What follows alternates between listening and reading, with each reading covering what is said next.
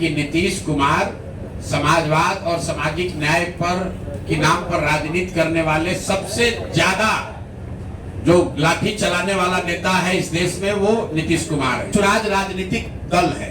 राजनीतिक दल के तौर पर तथ्यों के साथ, प्रमाण के साथ हमारा कर्तव्य है हम लोगों का कि हम ये जानकारी जनता के बीच में आपके माध्यम से रखें। जहां तक लोगों को लीगल मदद देने की बात है, जैसे राजेश शाह का मामला है या मेडिकल कॉलेज के अवैध कब्जा का मामला है, उसको लीगली प्रोसेस किया जा रहा है। लेकिन आपको जरिए पहले जनता को बताया तो जाए कि ये लोग कर क्या रहे हैं। प्रशांत जी पटना की सड़कों पर एस्टेट के अभ्यर्थियों को जमकर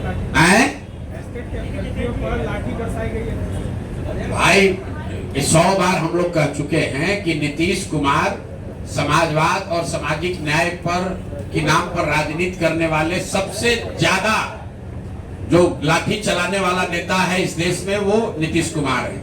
कई लोग हमको कहता है कि भैया आप उनके स्वास्थ्य पर मत बोलिए, बड़ा अब दया आती है, अब बेचारगी हो गई है नीतीश कुमार की।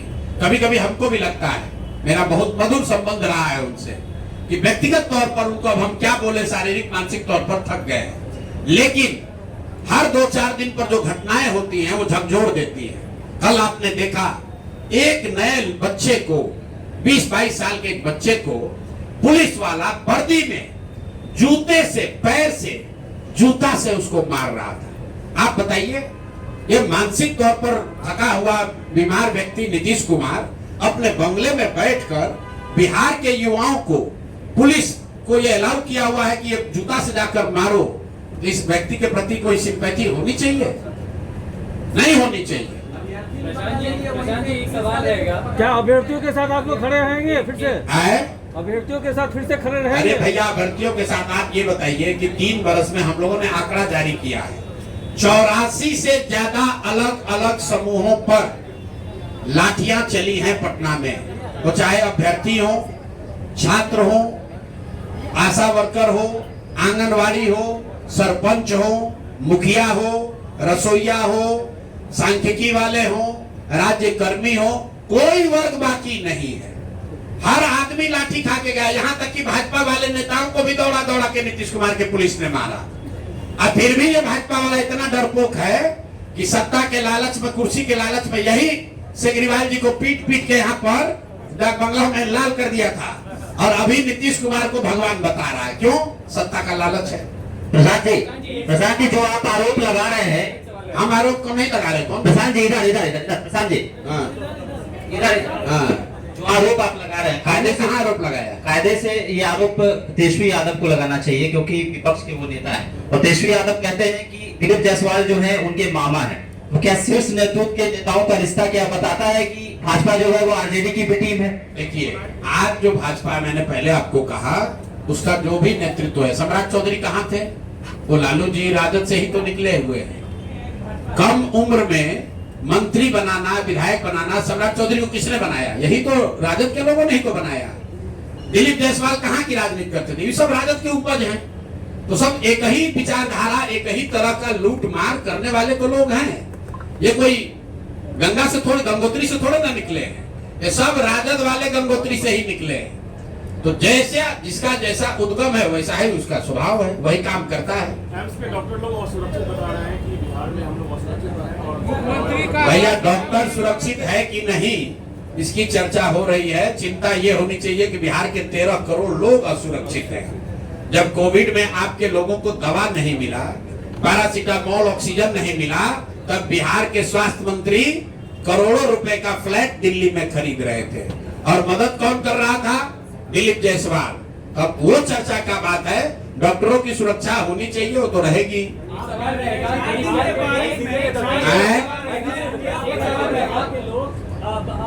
पहले आप लोग ये बताइए कि दिलीप जायसवाल पर 2 केस जारी हुआ था, आप लोग सब लोग शांत काहे हो गए? हमको आप लोग कह रहे हैं कि प्रशांत किशोर मैनेज हो गया। मीडिया वाला कितना लोग मैनेज हो रहे हैं? हे भाई, बिहार के लिए जगते रहिए।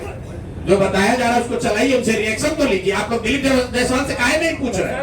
एक एएनआई को बुला के देखिए, एएनआई के एक आदमी को बुला के एक बयान देके उसके बाद से वो आदमी गायब है। वो आदमी गायब है और आप लोग मुंह में ऐसे माइक लगाकर सवाल पूछते हैं, लेकिन दिलीप जायसवाल से कोई सवाल नहीं पूछ रहा है। मना किया गया है। अच्छा हाँ, देखिए कौन मना किया, बोलिए। प्रशांत जी, मुझे इंटरनल ये पता चला है कि आसमान में झूठ लगेंगे तो मुंबई पड़ेगा। प्रशांत जी, प्रशांत के आपको बोला गया है कि प्रशांत किशोर को नहीं बोलना है। प्रशांत किशोर को मत बोलिए, दिलीप जायसवाल से बोलवाइए। प्रशांत जी, आज के बारिश में अस्पतालों और सब जगह का हालत खराब है, सड़क टूटने लगी है। 4 दिन के बारिश में सड़कें टूटने लगी हैं, अस्पतालों में पानी सूख गया है, पूरा बुरा हाल है। कुछ लोग शहरी विकास मंत्री कौन है, बोलिए बोलिए। ए भाई, शहरी विकास मंत्री कौन है? जिस राज्य का शहरी विकास मंत्री नकली दवा बनाने का अपराधी घोषित कर दिया गया, इल्जाम नहीं, आरोप नहीं, राजस्थान में जहां भाजपा की सरकार है, उस सरकार के कोर्ट ने वहां पर जीवेश मिश्रा को फर्जी दवा बनाने का आरोपी बता दिया। वो आपका हमारा नगर विकास मंत्री है। भगवान का धन्यवाद कीजिए कि वो स्वास्थ्य मंत्री नहीं है, नहीं तो अभी तो घर डूब रहा है, पहले लोग भी डूब जाते हैं। नीतीश कुमार जी कैबिनेट में आप कह रहे हैं बिहार को गर्द में डाल दिया। नीतीश कुमार की सरकार कर रही है, नीतीश कुमार कैबिनेट में लगातार इस तरह से बिहार के लिए लगातार आप देख रहे हैं कि सब कुछ देते जा रहे हैं, इसको कैसे? अच्छा ठीक है, देते जा रहे हैं तो भाई हमारी बात मत मानिए। नीति आयोग का वेबसाइट खोल लीजिए। देश का सबसे गरीब राज्य कौन? बिहार। देश का सबसे अशिक्षित राज्य कौन? बिहार। देश में सबसे ज्यादा बेरोजगारी कहाँ? बिहार में। सबसे ज्यादा पलायन कहाँ? बिहार में। सबसे कम किसानों की स्वनिधि राशि किसको कहाँ मिली? बिहार में। मनरेगा का यूटिलाइजेशन सबसे कम कहाँ हुआ? बिहार में। प्रधानमंत्री आवास योजना में सबसे कम घर कहाँ बने? बिहार में। अरे भाई, तुम तो अपनी सरकार की योजना को भी लागू नहीं कर रहे हो। मनरेगा में बिहार सरकार का यूटिलाइजेशन है 39%। अब प्रधानमंत्री आवास योजना में यूपी में बिहार के मुकाबले 10 गुना ज्यादा घर बन गया। किसानों को जो 6,000 रुपया मिलता है, 2,000 रुपया, उसमें पूरे देश में पर कैपिटा बेसिस पर सबसे कम किसानों को बिहार में मिल रहा है पैसा। क्यों? क्योंकि सरकार उसका बैंक और आधार कार्ड भी जमा नहीं करा पा रही है। तो कैबिनेट में क्या फैसला कर रहे हो? कैबिनेट में फैसला ये हो रहा है कि 30 वर्ष में पहली बार लालू का डर दिखाकर अब एनडीए को वोट मिलने वाला नहीं है। जन सुराज की व्यवस्था आ गई। अगर जन सुराज नहीं होता तो कैबिनेट में एक प्रस्ताव पारित होता कि लालू का जंगल राज न लौटे, इसलिए एनडीए को वोट दो। अब तो बात चलेगा नहीं। अगर आप कहिएगा लालू का जंगल राज न लौटे तो लोग कहेगा हाँ भाई लालू का जंगल राज न लौटे, लेकिन तुम भी मत लौटो, अब जन सुराज लौटेगा, जन सुराज आएगा। तो अब वो डर से, देखिए इसका डर मैं हमेशा कहता हूं। आप लोग कहते हैं कौन जीतेगा कौन हारेगा, जन सुराज के होने से हम लोग का कोई विधायक नहीं, कोई मंत्री नहीं, हम लोग ना पक्ष में ना विपक्ष में, लेकिन जन सुराज का डर इतना है कि 20 वर्ष में जो वृद्धों का, दिव्यांगों का, विधवाओं का पेंशन 400 रुपया से बढ़कर 410 नहीं हुआ, वो एक ही बार में 1100 हो गया। कुछ लोग कह रहा है कि तेजस्वी यादव कहने पर हुआ। चलिए मान लीजिए इस बात को, तो जरा तेजस्वी यादव से पूछिए कि भाई जब तुम्हारे माँ बाप थे यहाँ मुख्यमंत्री, तब तो वृद्धों को 1 रुपया नहीं मिलता था, और इस 20 वर्ष में भी 3 वर्ष आप डिप्टी सीएम थे, उस समय 400 से बढ़ा के 450 काहे नहीं कर दिए? अभी आशा का मानदेय बढ़ गया, रसोईया की सैलरी डबल हो गई। क्यों हो रहा है? क्योंकि ये भय सता रहा है, जनता का डर है। ये जन सुराज का, प्रशांत किशोर का डर नहीं है। ये लोगों को दिख रहा है कि बिहार के लोगों को एक विकल्प मिल गया है। अगर हम काम नहीं करेंगे, बात नहीं सुनेंगे लोगों की, तो जनता हमको हराएगी। और यही तो जन सुराज सिखा रहा है। कह रहे भाई नेताओं में ये डर पैदा करो, जन सुराज के नेताओं में भी डर पैदा करो कि अगर काम नहीं करोगे तो जनता तुमको हराएगी। जन सुराज से भी गलत आदमी खड़ा होता है, उसको भी हराइए। हर हालत में जनता के हाथ में ही ताकत है। नेताओं को अकाउंटेबल बनाना है तो आपको काम के आधार पर वोट देना है। हो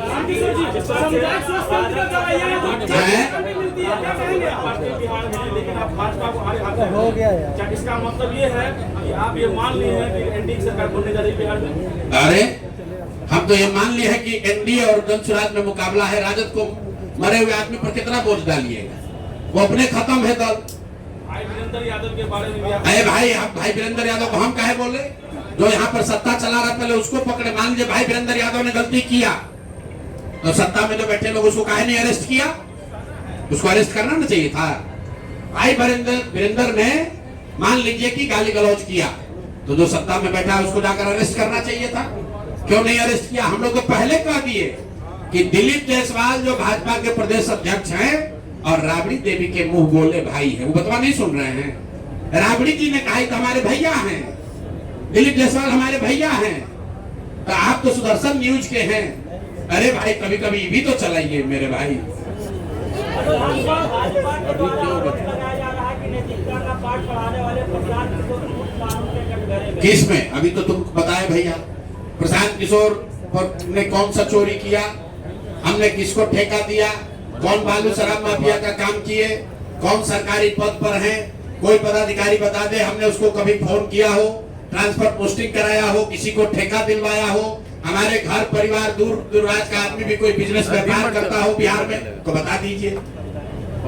भाई आप ये कह रहे हैं कि बात बिहार की जो आप चलाते हैं, एक डमी लड़का शशांक खड़ा हुआ कहा कि ये प्रशांत किशोर से पहले ये सोच हमारे दिमाग में आई थी।